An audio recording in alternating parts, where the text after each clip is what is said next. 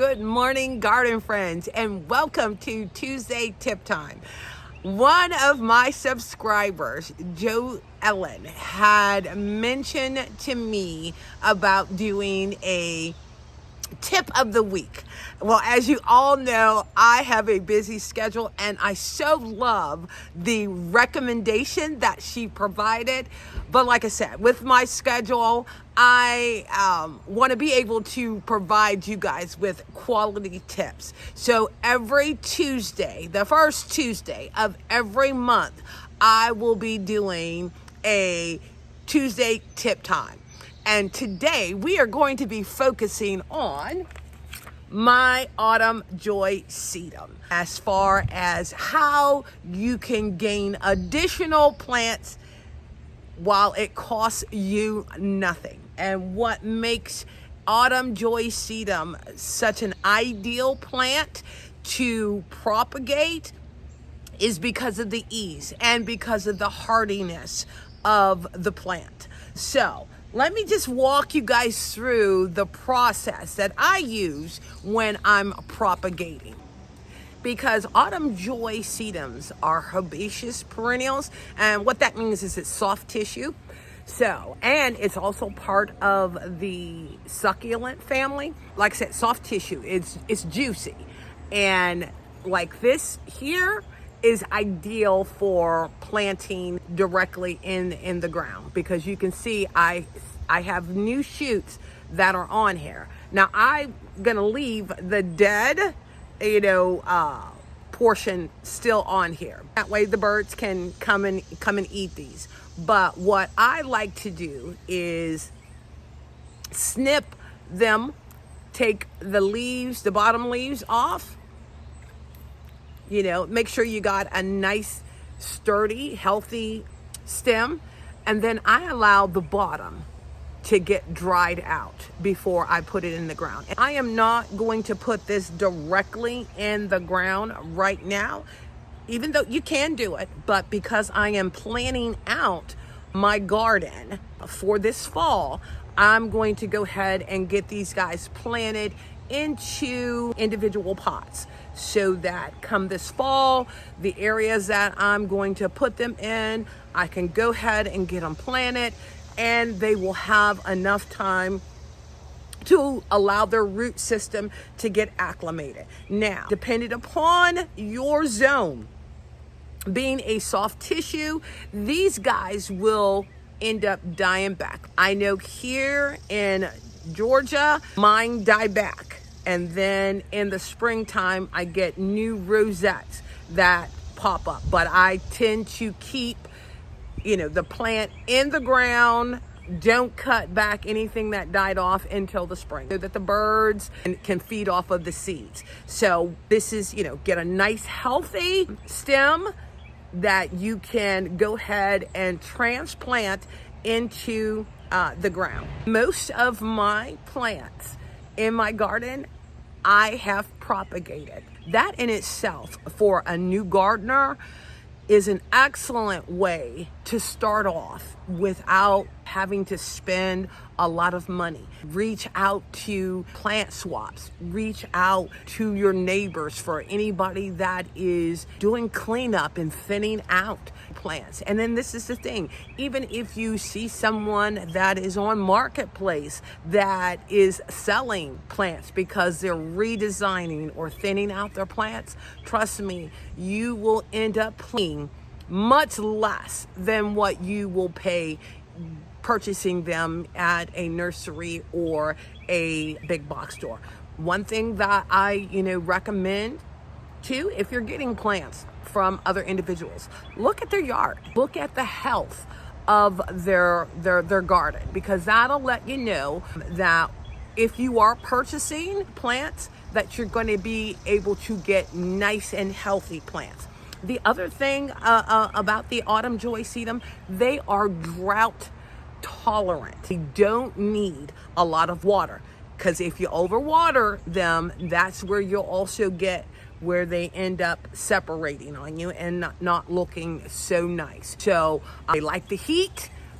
They are low maintenance. You can end up planting these throughout your garden, and as soon as spring, as they start to emerge out of the ground, you will end up being able not only to have color later on in the season, but to be able to also have texture in your garden. Now, very easy to transplant. You can put them directly into the ground, or because I am planning out for my fall planting, I'm going to be putting these guys in some soil in some pots. Now, the other thing that you can do with the Autumn Joy Sedum, especially when they are in color, is clip some off, because that too will encourage new growth for you. And then get some hairspray. Okay, this may sound weird. Get some hairspray, and I use Suave, and just spray it on the blooms, because what that'll do is that'll help lock them in, so you're not having like a bunch of the little flower seeds falling off, and then you can enjoy a nice arrangement. So this is one that has bloomed and sort of dying back that I'm showing you. Now let me show you my other one, and this is what's so amazing about gardening. Both of these were planted at the exact same time, and this one here ended up blooming very early. Now let me show you the one that has not bloomed yet, and what I do to make sure that it does not end up spilling over. Pinching it back, it will allow me to get more flowers, more plants, but also make it more compact. So let me show you that. Okay, so this is my other one. It is just starting to get buds on it.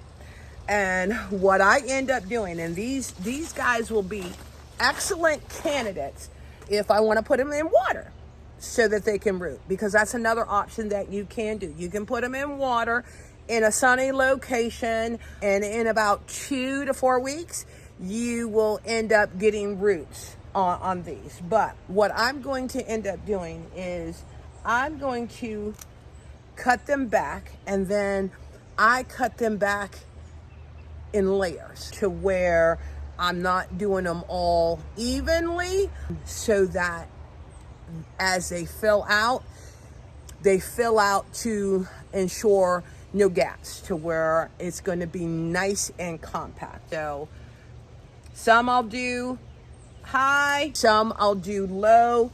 I tend to do them more lower in the center so that they do get bushy, so you don't have to worry about them spilling over.